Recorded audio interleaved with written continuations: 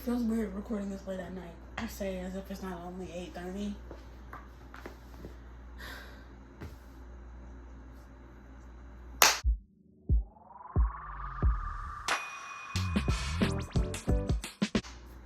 Hi, hello, welcome back, Bookmas Besties, to another video. As you can see by today's title, we are going to be doing my November wrap-up. My smallest wrap-up of the year, because I only read 4 books. But my big dumb behind thought, hey, you just finished a 700-page book. Let's dive into another 700-plus page book to follow up on that. And both of these books are like big, expansive worlds that we have like the tiniest little bit of information about that are both expanding as we read through. Yeah, I'm a big dummy, but I digress. Welcome to day 2 of Bookmas. If you enjoy day 1, I haven't even started on my December TBR. I haven't even finished my 2 current reads that I have been reading for the past like 2 weeks. So, we can blame part of that on my new Animal Crossing obsession, but I digress. This is about my November wrap-up and the books that I did read in November, and not about how depressed I got in November and my new Animal Crossing obsession and other things that went on in the month of November. Let's talk about the things that made my month. Okay, let's talk about all the books that I finished in October. In November. I finished 4 books in the month of November. 3 of them were physical, and I had 1 ebook. I did have 1 DNF, unfortunately, or maybe fortunately, depending on how you look at it, because I really didn't enjoy the book that I DNF'd, and we'll talk about that one when that time comes around. My average rating was 4.5. I rated everything in the month of November 4 stars or above, which is rare, but then again, I only did read 4. And that DNF, if I had read 50% or more of it, probably would have brought down this rating quite a bit, but here we are. And that equated to 2,056 pages. Now, part of that 2,000 pages is a 700-page book, so do with that what you will. But let's hop straight into it so this video can be short, sweet, and concise, because there's no point in it being 30-45 minutes long when I'm literally talking about 4 books. The first book that I finished in the month of November was Belladonna by Adeline Grace. If you watched my 24-hour readathon that I did at the end of October, you will know that I started this book in there and I finished it at the beginning of November. I really enjoyed this. This is a 4.5. I haven't really stopped thinking about it since I finished it, but it's not giving me the 5-star feels. And as Emmy, from what Emmy Reed says, 5 stars is a feeling, and this did not give me the 5-star feeling no matter how much I think about it. This was perfect for the time of year that I was reading it. It's cozy. It falls into a little bit of winter, so you got that winter-esque vibes. I can't wait to read book 2. It is on my December TBR, and I plan on getting to it really soon, actually, because the way this one ends, the epilogue in this has me on edge for starting book 2. But in this book, we were following, I cannot remember her name. Why can I not remember her name? I can never remember her name. Signa, who's basically been followed by death since she was born. Literally at a party when she was a few months old, her parents and everybody at the party was left dead except for her, and death has followed her around ever since then. And so when the last person living that she knows of that could take her in dies, she's unexpectedly brought into the Thorngrove family, which is like a distant relative of hers. And as she gets to this, she realizes there's a big mystery going on, because the lady of this manor of the Thorngrove family died, and now her daughter is also sick with it. And so someone is plotting out to get this family, and since Signa can evade death and can actually talk to death itself, she decides to take it upon herself to solve the mystery of who's doing this. That's all I'm going to give you. I probably gave you a little bit too much, if I'm being honest, because I didn't even know parts of that synopsis myself, I don't think, going into this. But I also went into this very blind, and you find most of this out within the first like 50 to 100 pages. So nothing in that is too spoilery, but I really did enjoy this. I love Signa and Dev's relationship as we progress through the story. I really hope they get a happy ending by book 3. If they don't, I'm suing.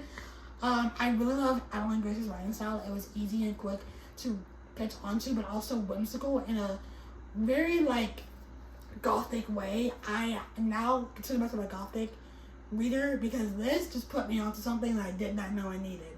But now that I have it, I want more. So I think Anathema is my next like gothic book that I'm gonna pick up outside of the series. The next book that I finished after that was Blood and Steel by Helen Shure. I read it. This was my ebook of the month. This is the first book in the Legends of Desmore series. This is another 500 plus page book, so I don't know what I was doing to myself picking up all these long books in the month of November. And then my TBR for December has like also 500 plus page books on them, so I digress. Maybe I like doing this to myself. But back on track to what I was saying, Blood and Steel by Helen Shure. I give this a 4-star. I really liked it.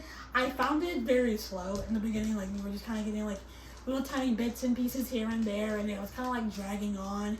And we had this, like, I love a little training period, but it felt like the training period was dragged on and on and on. But then, like, the last, like, 25% of the book really picked up, and I was like, ooh, I want more. I do have book 2 that I want to read. I just need to download it on my iPad. I don't know when I'll get around to it. It'll probably be in one of my, like, continuing series videos. This isn't, like, a priority series for me by any means, but I really did enjoy it. I've heard really good things about it. The romance in this feels a little like insta-lovey a little bit. They don't instantly say I love you, but they're instantly like attracted to each other, and they like think about each other, like in every little waking thought that they do or something that they do makes them think of the other person. It just felt kind of quick. Hello. And so that was one thing that also gave me like the kind of the ick and made me rate it 4 stars. But besides that, I really enjoyed it. But in this book, you are following Thea, and she has always wanted to be like a shield bearer or a war sword in this world. But there was a prophecy that a woman bearing like sword or arms was going to be in the downfall of this like country, and so it has been outlawed that any women pick up like any swords or anything like that. But Thea has broken the laws and has her own like little weapon that she keeps secret. And one day when she is caught with said weapon, I believe she's either caught with said weapon or something else. I don't remember. I think it's when she's caught with the weapon. She is taken before like the general of like, basically like think of it like a city, but like the mayor of said city. And he's like, well, you're gonna have to go to the king, and he's gonna have to give you permission to like wield arms, you know. And so she travels, and he gives her permission, and now she's part of the shield bearers. But there is a lot more at play, and the veil that around this kingdom is breaking down, and they may soon be war upon these lands, and Thea is getting thrown headfirst into it. There's seriously a lot more at play here that I cannot like describe to you, obviously. There is one certain aspect that I feel like was also very much repeated often throughout the book that got irritating at some point. Like, yes, we get it. You mentioned it the first time. We understood it. The second time, okay, great. Thanks for the reminder. But then it just kind of went on and on throughout the book, and I was like, okay, let's calm down. But I digress. I still really, really enjoyed it. It is a 4-star. In hindsight, it's probably more like a 3.5. Really, I'm really thinking about it. But I thought I gave it a 4 star because the 25, like the last 25% really pulled me in, had me on the edge of my seat, like gasping. So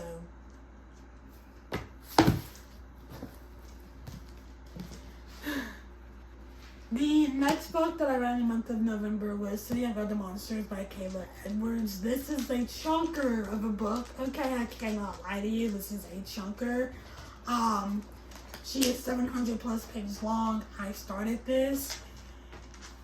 I don't even know when I started this, but it's a really good little bit to read it just because it is such a long book, and I do have a job where I work, and sometimes I don't want to read after work. I just want to sit and do nothing. But I digress. In this book, you are following Lauren, and she is a human in this world full of supernatural creatures, full of like, I don't even know if there's fae in this book. There's vampires, there's werewolves, there's witches, there's all types of being in this world, and she's a human. I until she barely escapes abduction by a Dark Slayer. And then she's wondering why this Dark Slayer is after her in the first place when she's human. And another Dark Slayer, Darian, comes after her when he also realizes she's human, and now he's also wondering why someone's trying to hunt her down. And so he's like, hey, how about this? I protect you from all these Dark Slayers coming after you, and I help you figure out why these Dark Slayers are coming after you in the first place, because you're human. You're a human girl who has no powers, and these Dark Slayers should not be coming after you in the first place. And so then he protects her, and they fall in love. There's obviously a lot more to the story, and I gave you probably the worst synopsis I could give you, but this book, Darian Castle. Darian Castle. I know there's so many other, like, MMCs that we haven't met yet, but, like, Darren had me giggling. I plan on making, like, a top 10 boyfriend, like, book boyfriends. He's on it. Yeah. No, I get it. I understand. Loren at first got on my nerves a little bit, but I grew to love her because obviously she's going to be a little clueless, a little stupid because she's a human. She has no powers. But I like that she came into her own character. Like, Darian made her more comfortable in her own skin. I love that for her. I ended up giving this book a 4.5 star. This was a reread for me, but I was like, I need to, like, reread this because this is a chunker. So that way, when I go into book 2, probably in December, late December, early January, I would have all of it in my head because I tend to forget things very easily. So a reread was very much needed, but it was a reread that I very much enjoyed and loved. I can't wait to read book 2. It's a 5-star prediction. So, and last but not least, I knew this book would be 5 stars. I knew it in my bones. I was like, it's book 3 in one of my favorite, like, mystery thriller series ever. And I was not wrong. I was absolutely correct in assuming it was going to be a 5-star. And that was All In by Jennifer Lynn Barnes. This is the 3rd book in the Natural series by Jennifer Lynn Barnes. In the Natural series, you are following 4 teenagers, but mainly following Cassie through her point of view as she gets dragged into this program that the FBI runs, where it's a bunch of teenagers with skills that no one else can possess, that takes years to learn, that these kids just naturally have, as called naturals. She's recruited into this program where they solve cold cases by the FBI. There's obviously a lot more that goes into it. I just can't tell you very much because I am book 3. I'm 3 books into this series at this point.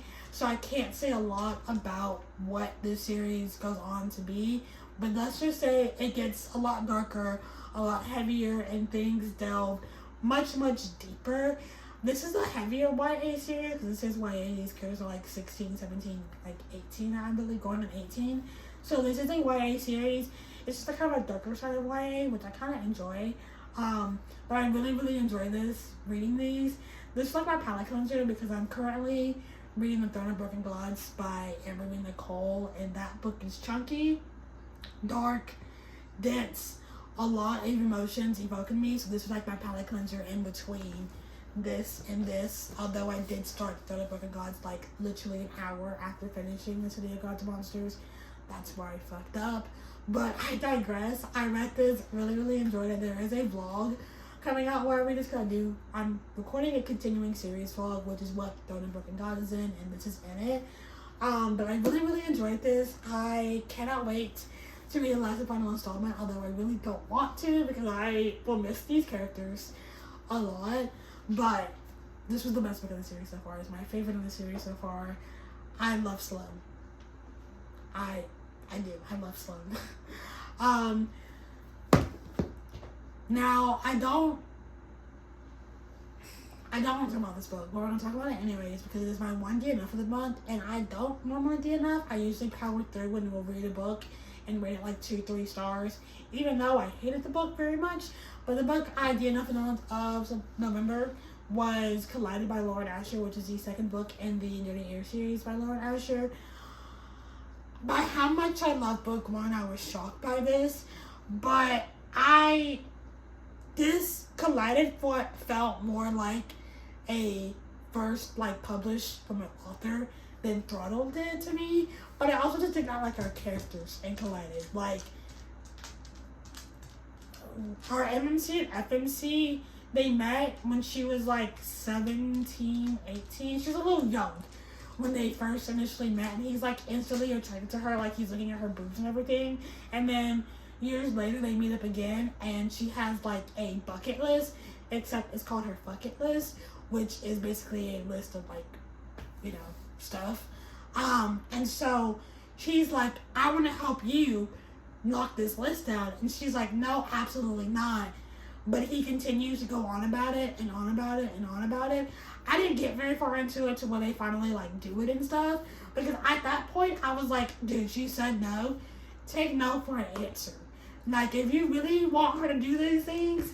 But also, our MMC had aversion to relationships because his girl best friend died, and he was like, no, I don't want to get married, I don't want to fall in love, I'm not doing it. He was very much playboy.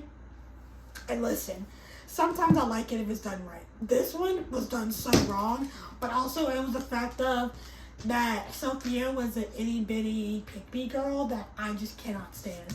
It was, I wear these quirky shirts with these quirky sayings, and I'm so funny, ha ha ha, and I'm a straight A student, and I went to all girls school, and girls like that. Yeah, no, I quickly realized that I was not interested in this book, and I will be continuing the series to read books 3 and 4, but I don't think I will ever come back to book 2. It would take a lot for me to come back to book 2. So yeah, that is my November wrap up. 4 books, 1 DNF. Besides the DNF, it was a great reading month. I truly enjoyed everything I read. Literally, I don't know if I could pick a favorite, because I truly enjoyed all of these, although only one of the 4 books I read in the month was a 5-star. So that feels like it should be my favorite, but all of these touched me in like different ways. And like, it's just hard, okay? So don't actually pick a favorite. But if you have a favorite from November, then you let me know so we can chat up about it, okay? I hope you guys enjoyed today's video. Have a great day, evening, night, morning, afternoon, and whatever words you're having it in. Like I said, I'm recording this at night, very late. It's actually my daughter's bedtime, and she's supposed to be going to sleep, but I'm talking, so I need to wrap this up, okay? So I will see you guys in my next one, which will be a continuing series vlog. No, it won't. No, it won't. It will be a reading 5-star predictions vlog that I recorded back in like October, I believe. So I hope you're excited. I hope you're ready. And I'll see you guys in my next one. Good